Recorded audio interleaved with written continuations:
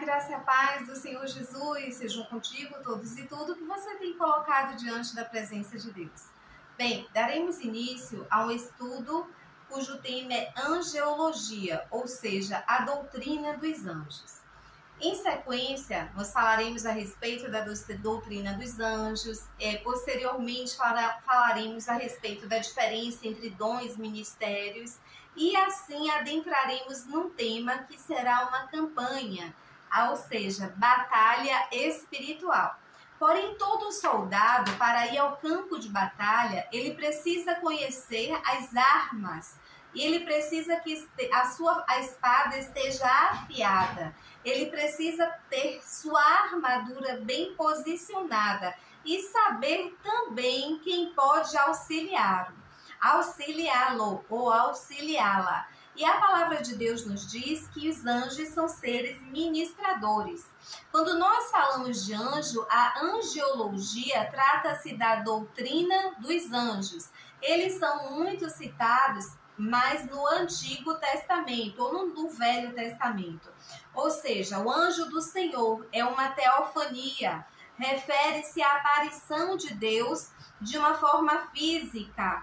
E quando Jesus veio em carne, passou-se a falar acerca do próprio Jesus Cristo, visto que antes falava-se o anjo do Senhor. Então, quando você visualizar em sua Bíblia, principalmente em letras maiúsculas, relatando o anjo do Senhor, refere-se ao próprio Senhor Jesus Cristo. O anjo do Senhor, ele é nunca mencionado no Novo Testamento, visto que o próprio Deus, o Filho do Deus vivo, ele veio em carne. E quando trata-se do anjo do Senhor, refere-se a Jesus Cristo. Bem, interesse dos judeus, há um grande interesse dos judeus. Farei aqui uma leitura de um trecho que eu encontrei em um determinado livro. E aqui está escrito: o interesse dos judeus pelos anjos cresceu notavelmente, principalmente no período interbíblico, ou seja, naquele período de 400 anos nos quais o Senhor ficou calado, não houve uma manifestação explícita do próprio Deus. Deus calou-se, que são aquelas páginas em branco que encontram-se em nossas Bíblias, que cada página representa um período de 100 anos, totalizando os 400 anos do período de silêncio de Deus. É o conhecido período interbíblico. Quando o segundo templo foi construído após o retorno do cativeiro da Babilônia. Então, provavelmente esse interesse se deu pela ausência dos profetas no período, porque antes do véu do templo ser rasgado e hoje nós termos livre acesso ao Pai através do Senhor Jesus Cristo, Deus ele falava conosco através dos seus profetas. Então, como os profetas estavam calados porque não estavam tendo visões, revelações, profecias oriundas da parte do próprio Deus, os judeus passaram a interessar-se mais a respeito da angeologia, tentando de alguma forma comunicar-se com o próprio Deus através dos seres ministradores. Então,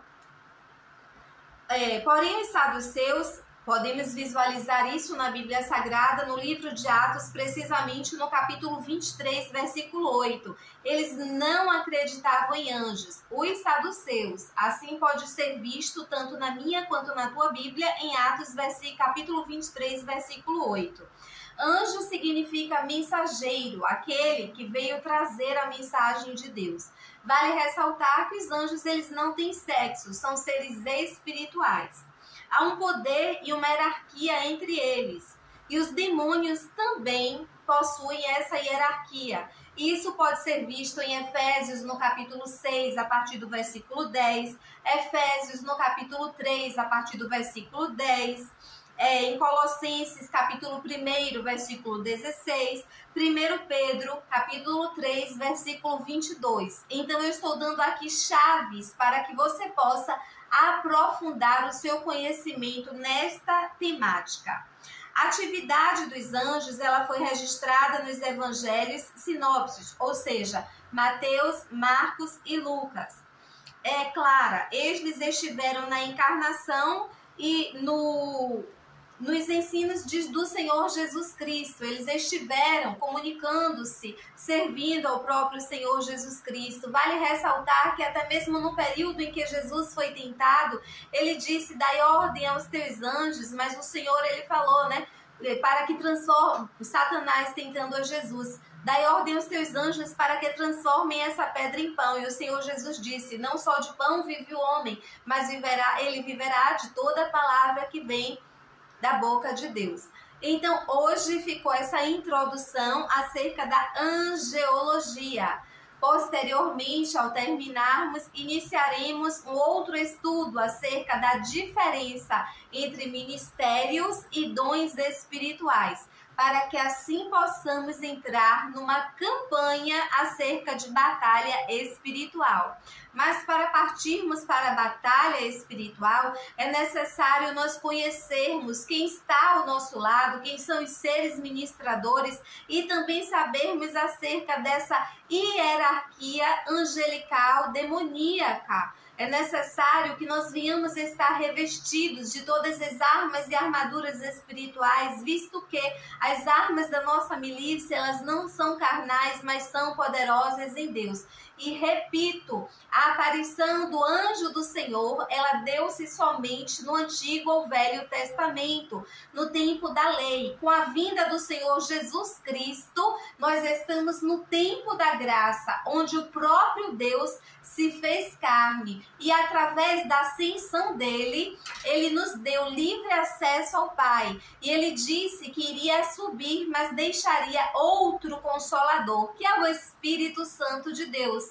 Então hoje não há necessidade de nós buscarmos a anjos, não há necessidade de nós buscarmos a profetas, porque o próprio Deus, ele tem diversas nomenclaturas, visto que ele é um Deus inesgotável em sabedoria, em conhecimento. Ele possui uma multiforme sabedoria e um dos seus nomes é Metaberel, ou seja, Deus que fala. Então, quando nós saímos do raso e nós nos aprofundamos no conhecimento bíblico, procuramos intimidade, comunhão com Deus através da oração, através da adoração, através do jejum, o próprio Deus, ele se manifesta para nós.